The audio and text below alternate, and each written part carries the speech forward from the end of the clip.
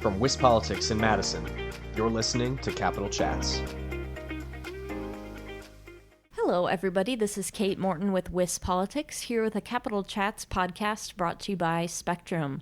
Today, I'm in the Madison office with my colleague Abigail Levins, and we're going to talk a little bit about her interview with Senator Chris Kapenga, who voted against the state budget recently. So, Abigail, what are some of the things that you guys discussed on that? Yeah, I talked to Senator Kapenga about his objections to the budget as well as what he's been telling constituents. All right, sounds good. Let's hear what he had to say. Chris, thanks for agreeing to join. I want to start by talking about the budget that passed last week, and you were a no vote on that budget. Can you just tell me, general level, why not? Yeah, from the beginning, my concerns were we need to make sure that when we're looking at this, that we are taking into account reforms that we should be looking at, prior spending that we should be looking at,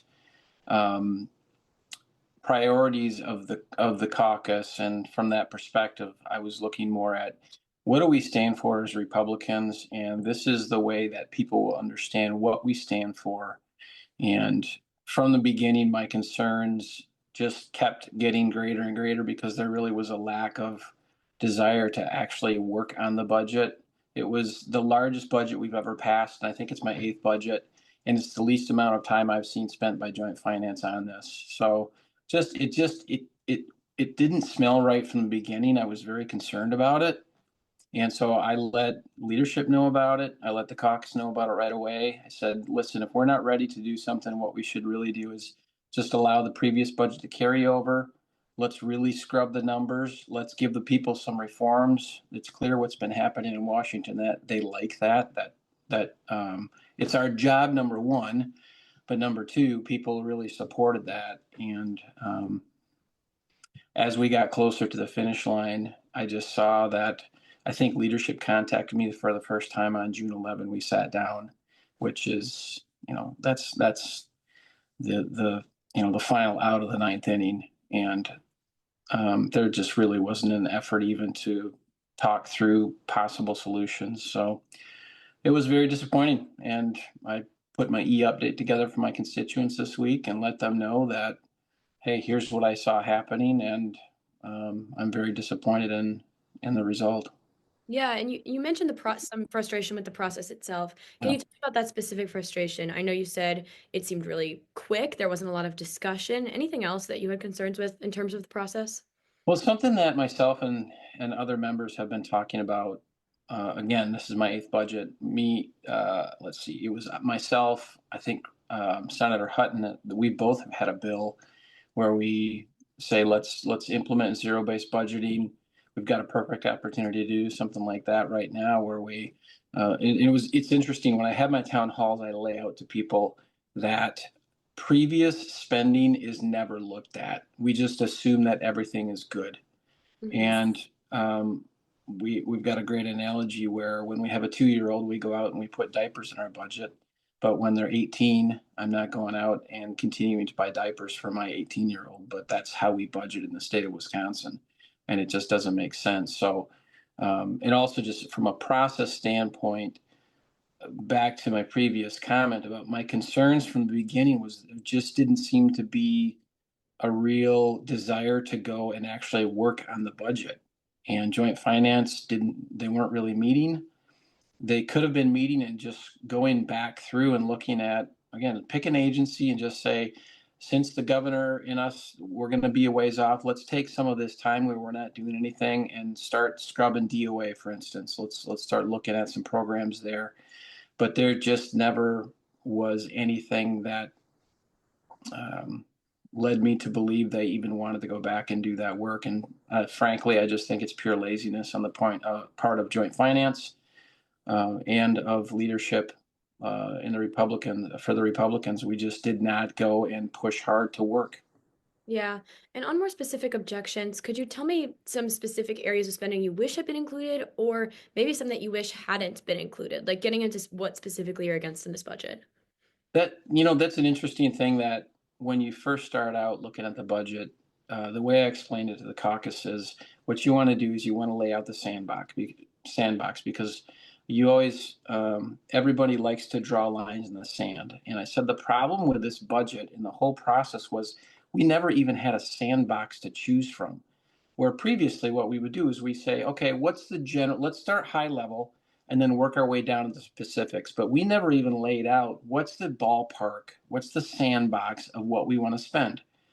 And then we have always previously talked about not only in the budget, but after the budget's passed, we want to make sure that what we don't do is take a budget, spend, let's say it was $100 billion.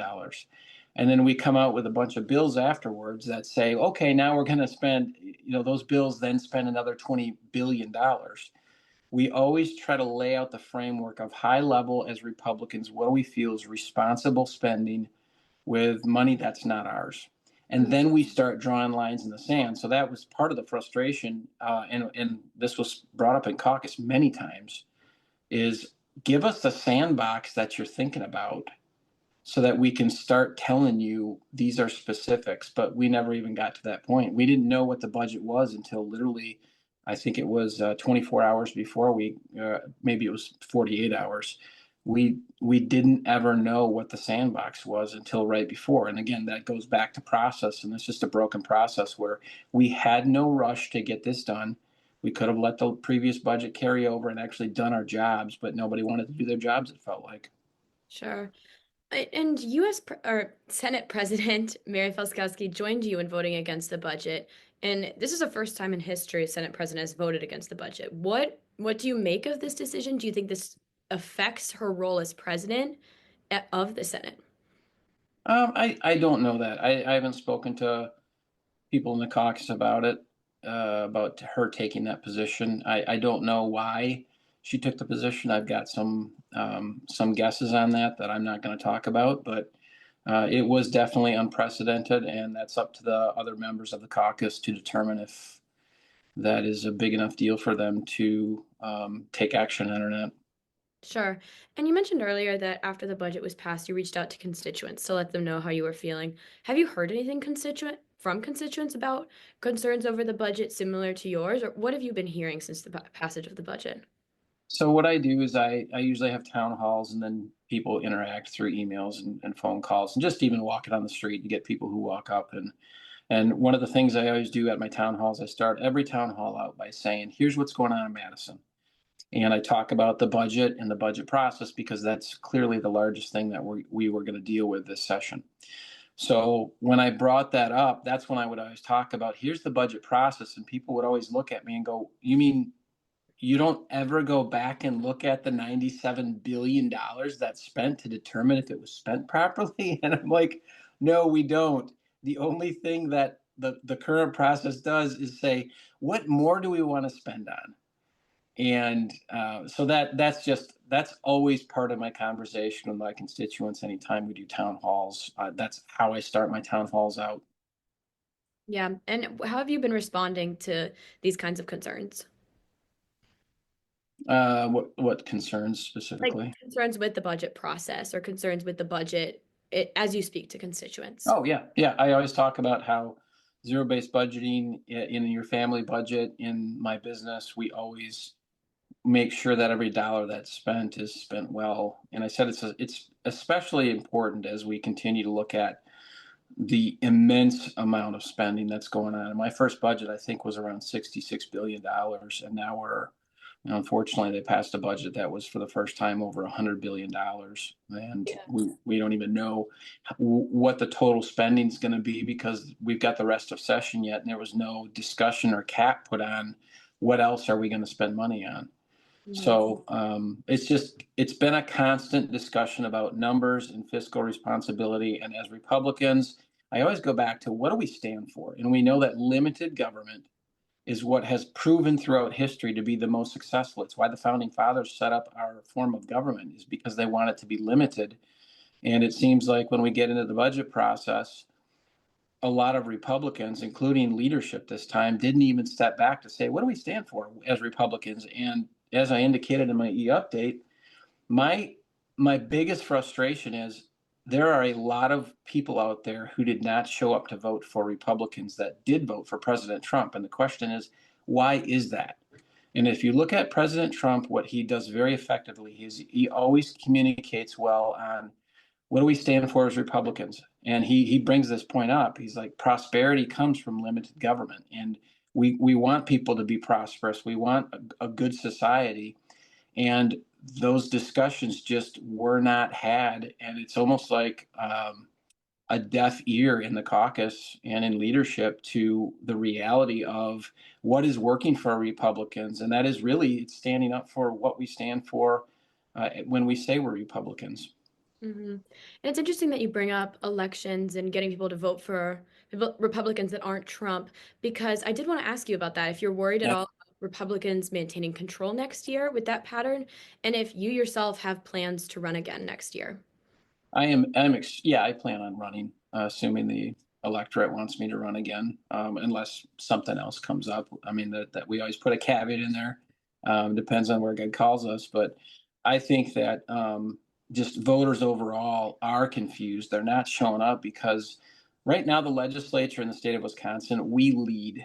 People look at us as the voice of the Republicans, and they are not happy with what they're seeing. The Marquette poll, I think it was a couple polls ago, did what's the view of the legislature, and it's the lowest view in, I think it was history from what I remember, but it was extremely low, and that's frustrating for me to see because in Republican leadership keeps saying, well, how do we get people to vote for us? And they think that going in and giving more and more government, well, if we put this program in place, and if we build this building, and if we do all of these things, it will get people to vote for us. And their assumption is people are stupid. And I've literally heard members in caucus, say that people just don't understand.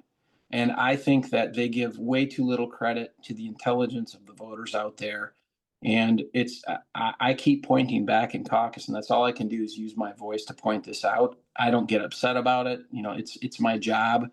I don't take it as my personal identity, but I point out to why did we have 250,000 Trump voters not show up for the Schimmel election? And it's because those voters have said, and they've told us, because we don't trust you. We don't know what you stand for. We know what Trump stands for, and we support what he stands for. And it's not a hard recipe to go after, but yet there's just this deaf ear and this blindness. And I try to keep my head, like, Madison is a dangerous place, I believe, where the more time you spend in Madison, the less time you actually are connected with your voters and the constituents in the district. So I purposely, throughout my time as a public servant, have tried to stay away from Madison. I work a ton in district. At my business, I'll jump in and I do calls, and I work there on public policy. And I try to stay out of Madison as much as I can, because I've seen over the course of the last decade and a half that I've been there, just people continue to lose touch with what we really stand for and what people sent us there for. And if I always keep a piece of lit around, and I look at, am I fulfilling what I told voters I would fulfill when I started running?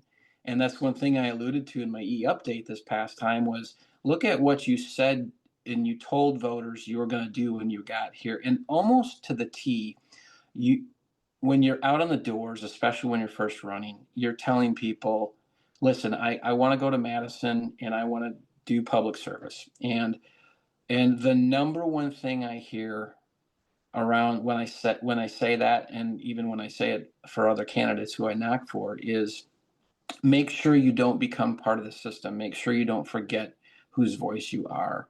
And so I just encouraged my update all of my colleagues to go back and look at the piece of lit that you ran on, and are you fulfilling those promises? And I would argue right now that a lot of the people in the caucus, and without a doubt leadership and a lot of the members of Joint Finance, are not fulfilling their promises to the voters. And that's why we've got such a lack of trust out there.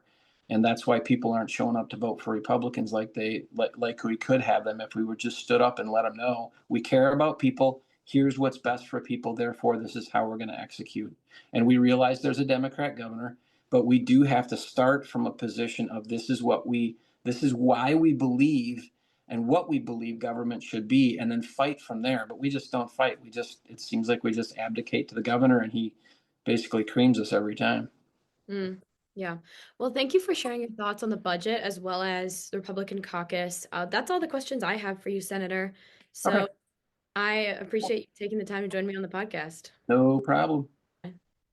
All right, everyone, thank you for tuning into this week's episode of the Capital Chats podcast. If you want to learn more about the state budget in recent weeks, you can head to our website at wispolitics.com. In the meantime, I'm Kate Morton. And I'm Abigail Evans. Thanks for tuning in to Capital Chats, brought to you by Spectrum.